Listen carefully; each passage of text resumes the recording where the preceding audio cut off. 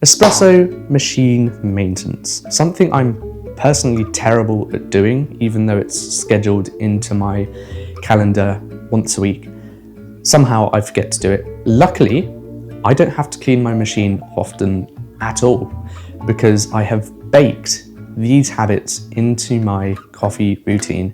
And if you do the same habits, you won't have to clean your machine as often either. The first habit, and this should be pretty obvious and autonomous already, it's purging. Purging from the steam wand, the group head, the hot water spout. It's really basic, yet some people forget to do it, or worse, don't do it at all. I'm sure you know why this is important. It doesn't take a mastermind to figure it out.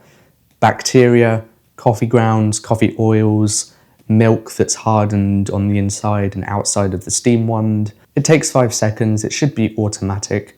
Just a quick purge of water through the group head, gets rid of any coffee grounds, any oils that might be stuck on the surface, keeps it out of your drink. Purging the steam wand just quickly gets rid of any milk that might be up the steam wand, stops it from hardening, and it just makes your machine a lot cleaner and a lot easier to clean as well. The last thing you want to be doing is scraping milk off your steam wand.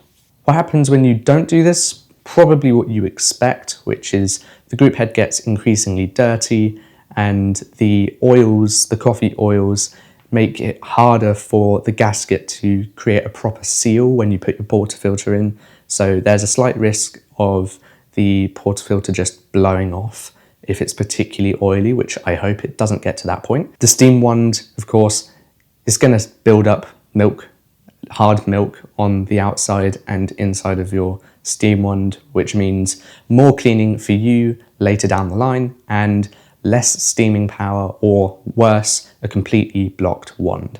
And don't forget, all of that is ending up in the drinks that you're making. All of that coffee oil and all of the nasty stuff, it's going to be ending up in your drinks. That's even more of an incentive to really clean your machine while you're using it, not just after. Branching off that with habit number 2, you want to give your group head a good scrub, especially around the gasket. Even though coffee doesn't really come into direct contact with it, you will be surprised just how dirty it gets. As a home barista, you only need to do this as and when. If you're working in a commercial environment on a commercial espresso machine, banging out hundreds of coffees a day, you're going to need to do this every single day. Just take the time, once you've finished with the machine, to scrub with a hard bristled brush. You can get these on like Amazon or whatever. Sometimes they even come with machines.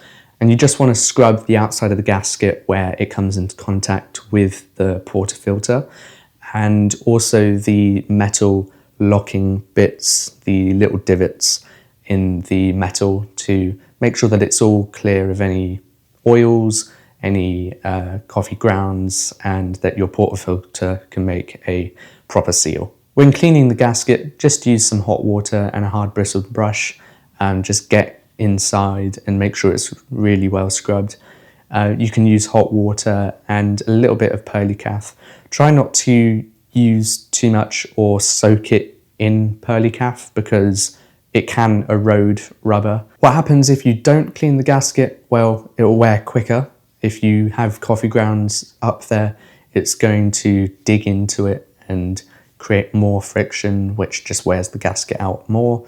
If you've got tons of oils covered all over the gasket, like I mentioned before, it risks the portafilter blowing off mid-service, spraying coffee everywhere, because it can't create that seal that it needs to contain pressure in the group. So make sure that you keep it clean and that it can create a proper seal. The next habit is cleaning the spouts on your portafilter. They don't need to just be soaked in Perlicaf or hot soapy water.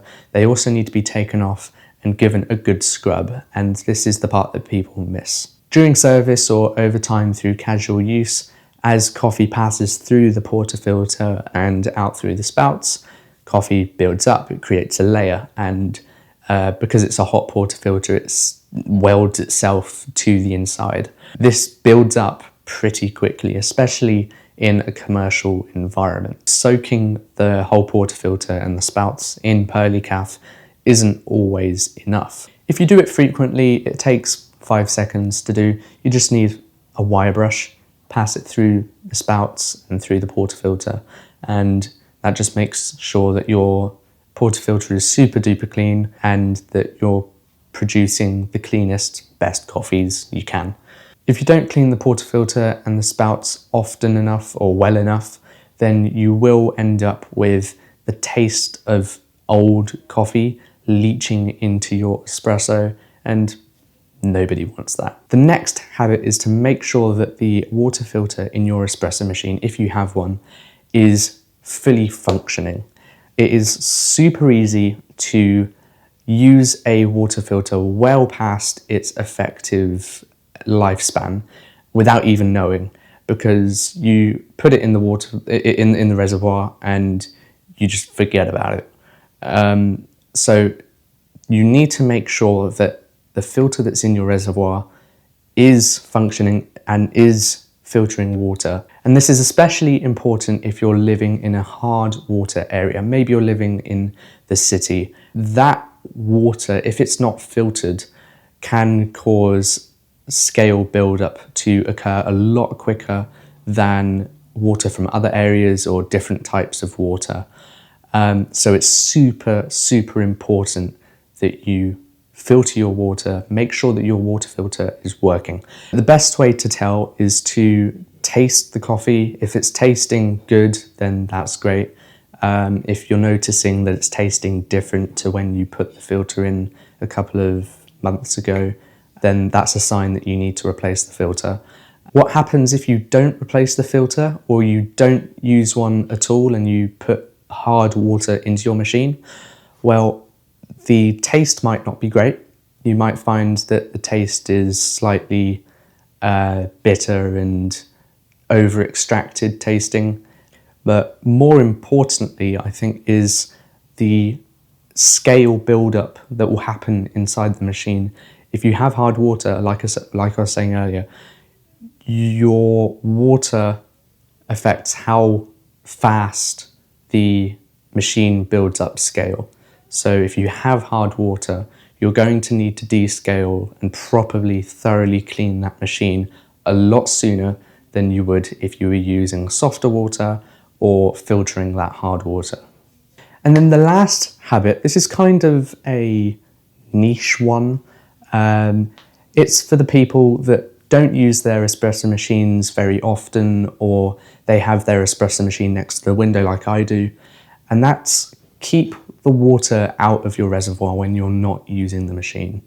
Why is this important? Well, water plus bright sunlight plus time equals algae growth.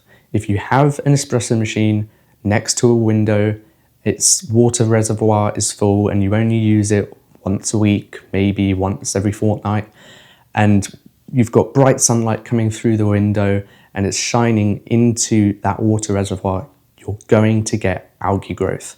And unfortunately, I can talk from experience. You might start to see in the area of the reservoir where it gets the most sunlight, some green appearing in the corner, and eventually that will just continue to grow unless you do something about it. The best way to stop that from happening, to prevent it in the first place, is to keep your water reservoir empty when you're not using it.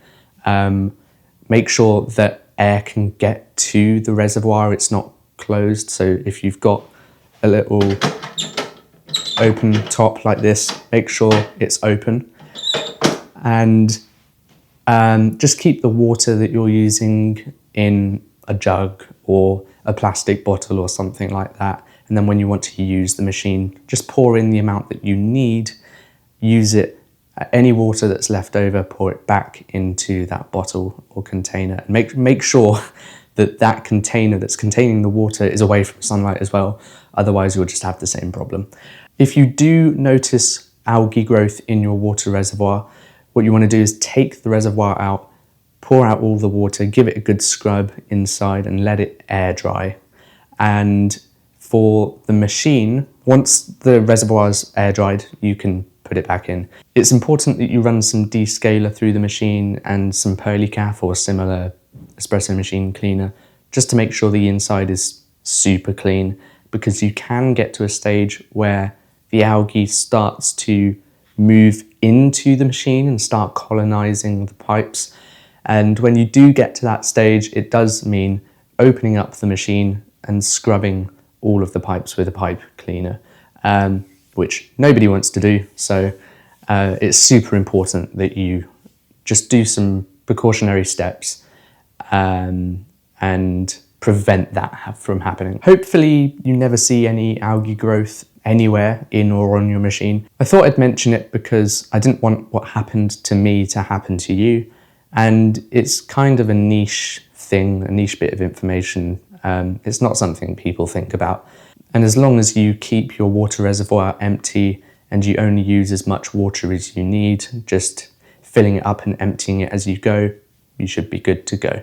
And that is all for this video. If you liked this video and want to see similar content in the future, subscribe, turn on notifications, give this video a thumbs up, and I will see you in the next one.